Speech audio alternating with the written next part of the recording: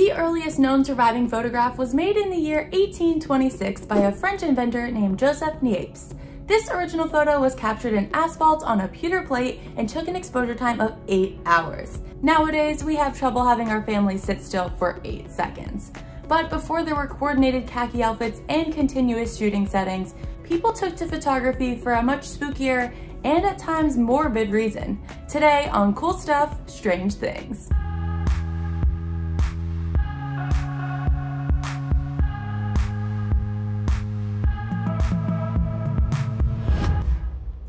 So that's where we began, pewter plates and 8 hours of development. But let's move on to where we ended up going.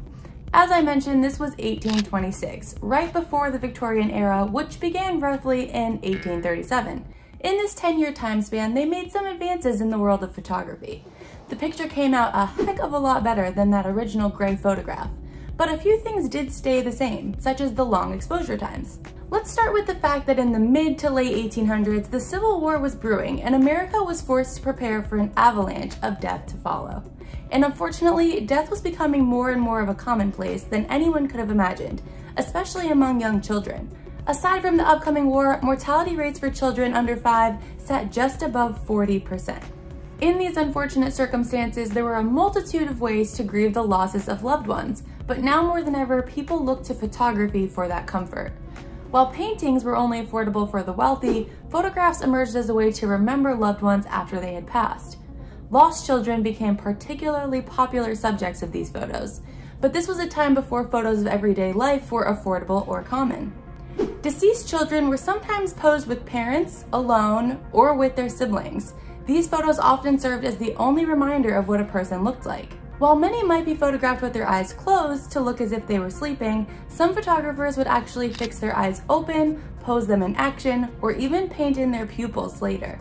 And while grieving children was common, of course many people were grieving the losses of their spouse, siblings, or other adult figures as well. Now to us, early cameras may seem rudimentary, but at this time they were mysteries of science to most people. And of course, this fascination led to an industry totally taking advantage of those grieving families.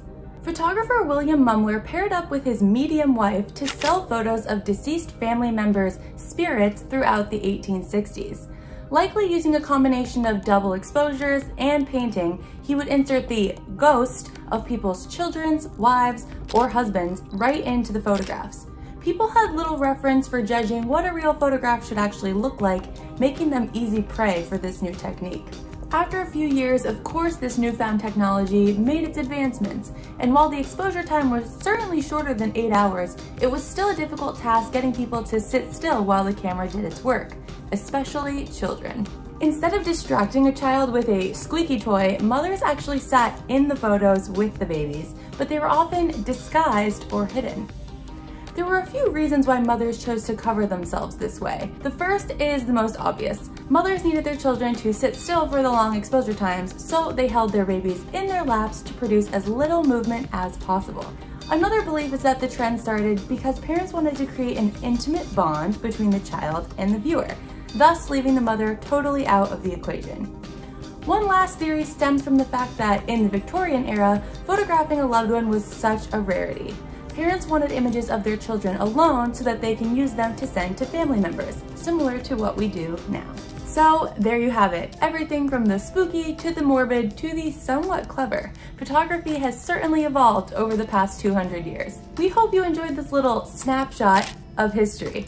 But for more topics like this one and many others, be sure to like and subscribe to our channel and follow along with us on Twitch. I'm Steph DeStazio, and we will see you guys next week for another episode of Cool Stuff, Strange Things. So there you have it, everything from the spoop. After a few years, of course, we certainly saw some advances. Darn it, so close.